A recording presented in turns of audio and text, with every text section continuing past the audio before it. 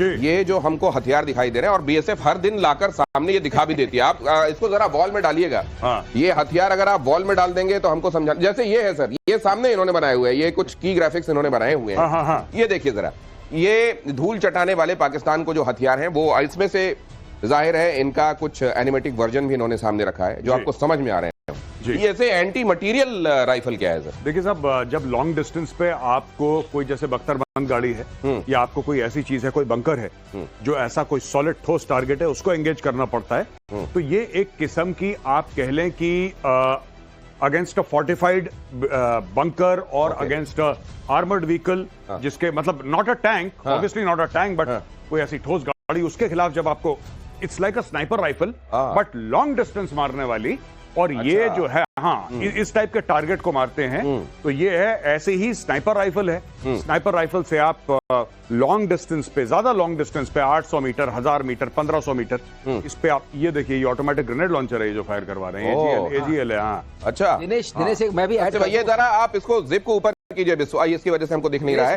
ये जो है सर, ये ऑटोमेटिक ग्रेनेड सिस्टम आप बता रहे हैं ना? जी। ये मतलब इससे ये ग्रेनेड निकल रहे हैं क्या इतनी तेजी से? इसके अंदर ग्रेनेड होते हैं, रशियन ओरिजिन का है, ये हमने खूब चलाया और बड़ी मस्त चीज है ये। और ये जब फायर करती है, मैं बता रहा हूँ, पाकिस्तानी लाइन ऑफ कंट्रोल पे इतना ज्यादा डरते हैं इससे, आपको दिनेश मैं बता रहा हूँ, इतना खौफ है, क्योंकि एक तो एक्यूरेट बड़ा है और इसके अंदर से गोली नहीं निकलती, इसके अंदर से गोला निकलता है, इतना बड़ा, बिल्कुल इतना बड़ा गोला निकलता है। प्राइम मिनिस्टर ने की थी। हाँ बिल्कुल। और ये कल प्राइम मिनिस्टर ने की थी, गोली मारोगे हम गोला, अच्छा गोली चलाओगे तो हम गोला मारेंगे, इधर ही से जाते हैं वो गोले। तो ये जब फायर होता है, ये जाता है तो ये जाके फटता है वहां पे, गोली फटती नहीं है। गोली जब निकलती है तो गोली डेड होती है, कोई भी बुलेट निकलती है, इट इज डेड मेटल जो जाके वहां पे लगता है स्पीड से, लेकिन ये जाके वहां पे, क्योंकि ग्रेनेड है, ये जाता है स्पीड से और वहां पे जाके फटता है, और जहां पे फटता है वहां पे 2-4 लोगों को ले जाता है ये।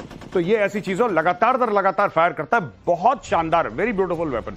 तो जब इधर ये गोले फटते हैं जी, तो उधर पाकिस्तान की क्या हालत होती है बताने की जरूरत नहीं है। आगे मैं आपको ये दिखाऊं, जरा देखिए, पाकिस्तान के साथ बातचीत केवल आतंकवाद और पीओके पर होगी। भारत ने एक बार फिर से स्पष्ट कर दिया, पीओके रात में सपने ऐसे डरावने आ रहे हैं इस समय पाकिस्तान को कि कहीं उसको बलूचिस्तान वाले सपने आ रहे हैं, कहीं भारत की तरफ से वो ये जो हथियार हम आपको दिखा रहे हैं, इनकी नुमाइश लगाई जाती है, वो कहीं देख लेते हैं, वो सपने में आने लगता है। और अब पीओके, और यहां पर ये भी देख लीजिए, आतंकवादियों का पनाहगाह कसूर में आतंकवादियों का जलसा जरा देख लीजिए। आतंकी सैफुल्लाह कसूरी यहां दिखाई दे रहा है, हाफिज सईद का बेटा तलहा सईद भी दिखाई दे रहा है। तो ये जो तमाम, अच्छा ये पाकिस्तान, इसी का नाम पाकिस्तान है जिसको मेजर गौरव आर्या कहते हैं कि चक्रवर्ती मार पड़े, चक्रवर्ती बेइज्जती हो जाए, लेकिन दुम सीधी नहीं होती। दुम सीधी, ये देखिए जो सैफुल्लाह कसूरी है, ये पहलगाम का मास्टरमाइंड है, खुल के वहां पे one of the people responsible, ये खुल के घूम रहा है वहां पे, ये यहाँ पे हाफिज सईद के बेटे ताला सईद के साथ बैठा है, इसकी फोटोग्राफ आई है एक बड़े प्रोमिनेंट पाकिस्तानी पॉलिटिशियन के साथ, मलिक ऐसी कुछ नाम है उसका, उसके साथ बैठ के ये लोग खुलेआम प्रेस कॉन्फ्रेंस कर रहे हैं। साहब आपके, मैं बताता हूं दिनेश प्रॉब्लम क्या है, और हमारे दर्शक भी जान लें कि समस्या क्या है। समस्या यह है कि हम लोग जिस तरीके से जिहाद को बुरा मानते हैं, हम लोग आतंकवाद को बुरा मानते हैं, ये अपने बच्चों को सिखाते हैं कि बहुत बढ़िया चीज है, कैसा बनना है बेटा, हाफिज अंकल जैसा बनना है आपको बड़े होके। ये इशू वहां पे, ये हीरोज हैं, ये कौमी हीरोज हैं पाकिस्तान के। साहब these are heroes in Pakistan, इसलिए तो इन लोगों को सामने स्टेज पे आप किसको बैठाते हैं? आप बताइए, कोई हीरो है, कोई चैंपियन है, जिसको आप इज्जत देते हैं, जिसने देश का नाम रोशन करा है, आप उसको माला पहनाते हैं, आप स्टेज पे बैठाते हैं और बच्चों से कहते हैं कि ये सामने बैठा है हमारा हीरो, इससे प्रेरणा लो। यही तो होता है दुनिया भर में। पाकिस्तान में वहां पे आतंकी को बैठाते हैं सब स्टेज पे। देखो जरा ये, और फिर उसके बाद जो तकरीरें और ये जुबान जो इनकी, बाकी तो कुछ चलता नहीं है, जुबान चलती है, और जुबान जब चलती है तो क्या कहते हैं जरा सुनिए। करता है फिर कोई आतंकवादी घटना देना चाहिए, उचित सबक हो, तब नुकसान नक्शे से मिट जाएगा।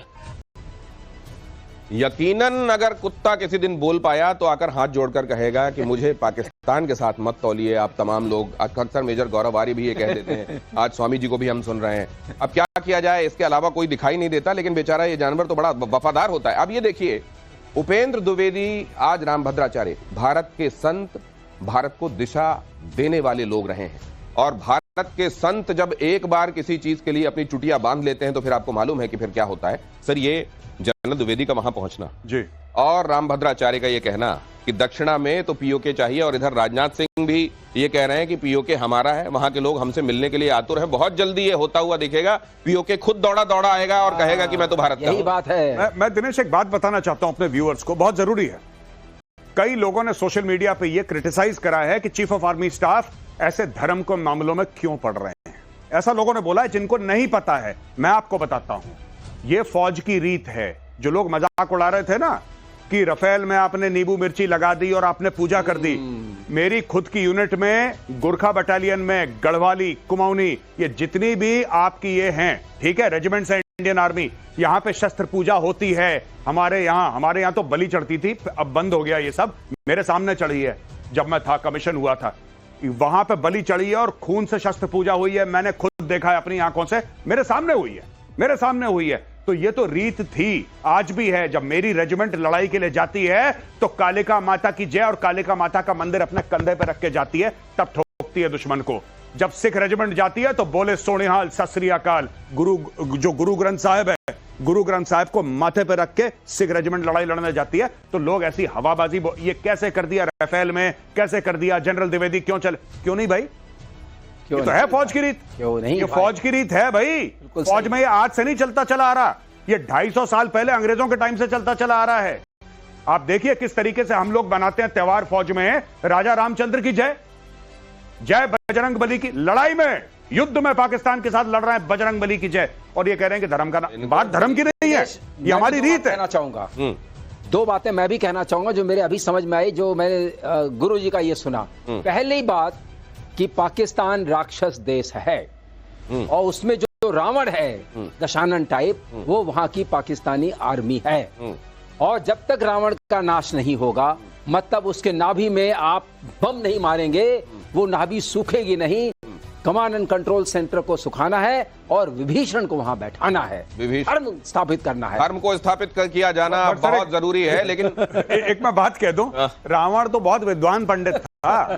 तो ये छोटे मोटे असुर हैं सर, ये छोटे मोटे वो सींग वाले जो असुर है ना, बदमाशी करते हैं, बदतमीज टाइप के, ये असुर हैं। ये रावण तो बहुत विद्वान आदमी था। पीओके पर रक्षा मंत्री राजनाथ सिंह का बयान। राजनाथ सिंह ने कहा पीओके वापस आएगा और कहेगा मैं भारत हूं, मैं वापस आया हूं। पीओके के लोग भारतीय परिवार का हिस्सा स्वेच्छा से बनेंगे, भारत लौटेंगे। साथियों, मैं मानता हूं कि आज पाक ऑक्युपाइड कश्मीर के लोग हमारे अपने हैं। आप मानते हैं ना? पाक ऑक्युपाइड कश्मीर के लोग वो हमारे अपने हैं, हमारे परिवार का हिस्सा हैं।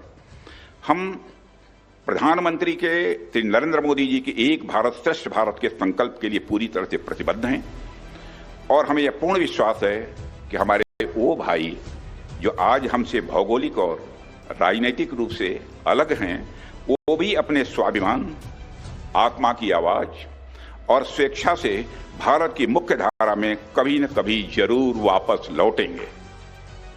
अब इसका बड़ा मायना समझ लिए, ये केवल एक भौगोलिक क्षेत्र को पीओके नहीं कहा जा रहा है, यह भी कहा जा रहा है कि वहां रहने वाले लोग हमारे अपने हैं। और यह भी आप देख रहे हैं कि पिछले करीब 15-20 दिनों से पीओके को लेकर भारत के स्वर और ज्यादा मजबूत और ऊंचे हो गए हैं। इसके मायने क्या है मेजर आरी? नहीं, देखिए बात यह है कि अब कहीं ना कहीं लोगों में ये एक विचारधारा बन चुकी है, एक माइंडसेट बन चुका है, नॉट विचारधारा बट माइंडसेट, एक दिमाग बन चुका है कि अब पीओके के बारे में निर्णायक लड़ाई शुरू हो चुकी है। और ऑपरेशन सिंदूर अभी स्थगित, मतलब जिसको कहते हैं कि इट्स अ पॉज, ये खत्म नहीं हुआ है। इसके पीछे सरकार पड़ गई है, इसके पीछे लोग पड़ गए हैं। आप देखिए कि जनरल द्विवेदी जाते हैं संत महात्माओं के यहां मिलने के लिए, प्रणाम करते हैं, वो कहते हैं गुरु दक्षिणा मुझे पीओके चाहिए। ये आप देखिए ना, this is not a military man speaking, this is a Holi man speaking, right. और होली मैन ये कहते हैं, जो धर्म गुरु हैं वो कहते हैं कि पीओके